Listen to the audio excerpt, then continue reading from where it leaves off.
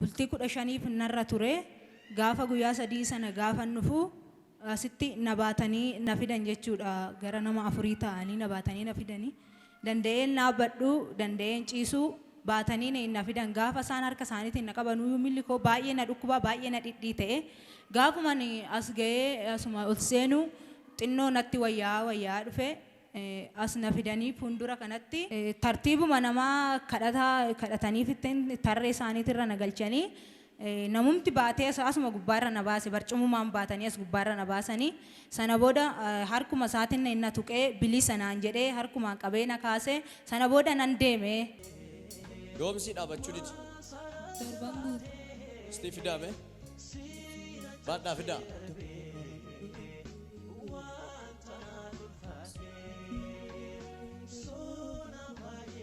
Paralaayizii ta'e? Asuma kaa'amu. Paralaayizii ta'e miilli ishee? Yoomi kaasee? Ijoollee kadhadheetan ijoollee fiddan. Baattanii fiddan? Baannee finne. Na ilaali. Konkolaataa keessa kun. Dirrisa sana.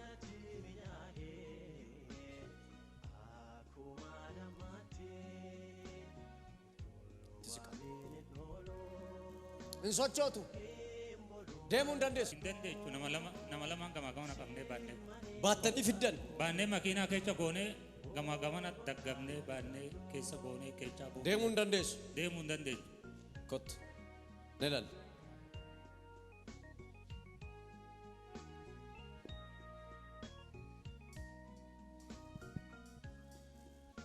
Amma sa'ati kanaa jalqabee ajajeera. Miilli kun sa'ati kanaa jalqabee socho'uu haa jalqabu. Miilli paralaayizii ta'e du'e kun maqaa Yesuusiin hojjetu.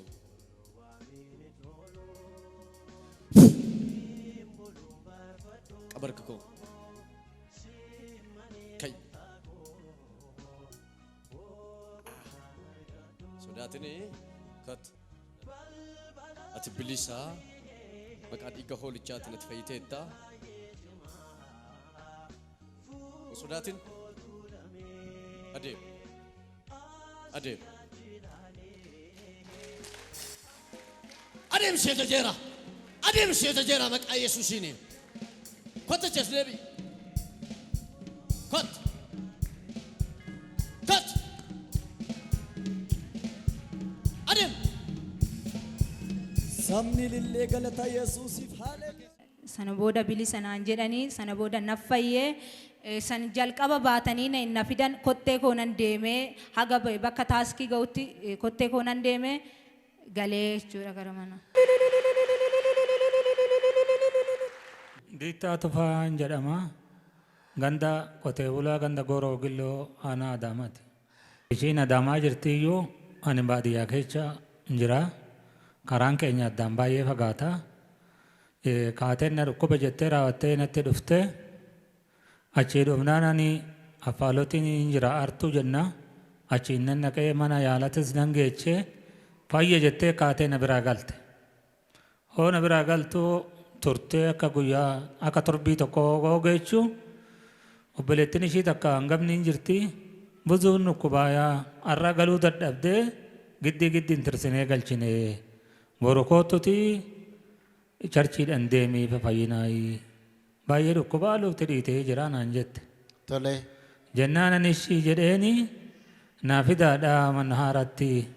Anis halkanaan bahee too dhufaa nan je'eeni achi baatanii bajaajii kontiraata qabanii naa fidanii dhufaniini ijoolleen lamaayi.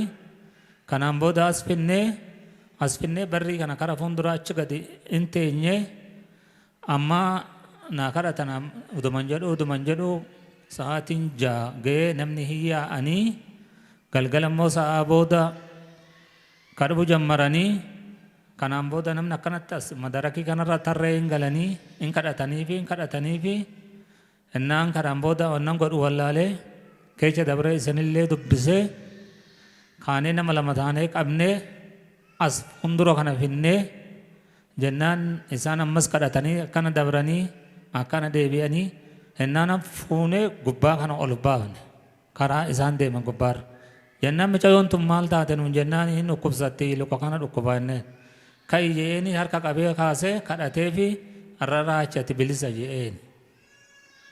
Kanaan booda fayyitee asii hin deemtee amma taaskii ga'utti kotteen deemtee kanaan booda makiinas nagumaan seentee nagumaan galtee bariisaa buna nu dhaabdee fayyaa taate. Waaqayyo haa ulfaatu meenuu galateeffadhaa sabni. Ani baay'ee waaqayyoo kana galateeffadhaa. Waaqni yaa ulfaatu waaqni kan rakkataati. Du'oo keechaa nu haa baasee. Oduun mana yaalaa deemee qabeenyi ani qabuu naaf fayyisu. Waaqayyo haa ulfaatu ammallee mee itti mana deebisaatiin haa galateeffadhaa.